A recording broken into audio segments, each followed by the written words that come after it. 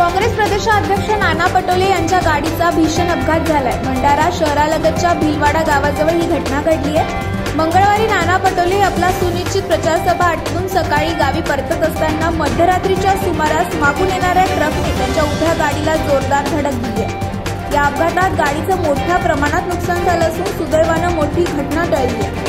तर नाना पटोले हे देखील थोडक्यात बचावले आहे। मात्र सुदैवानं या अपघातामध्ये नाना पटोले आणि गाडीतील इतर कोणालाही कोणतीही दुखापत झालेली नाही। सर्वजण सुरक्षित आहेत। या अपघाताची माहिती मिळताच पोलिसांनी तात्काळ घटनास्थळ गाठत पुढील अधिक तपास सुरू केला आहे। प्राथमिक माहितीनुसार ट्रक चालकाने ट्रकवरील नियंत्रण सुटल्याने हा अपघात झाला असावा असा प्राथमिक अंदाज वर्तवण्यात येत आहे।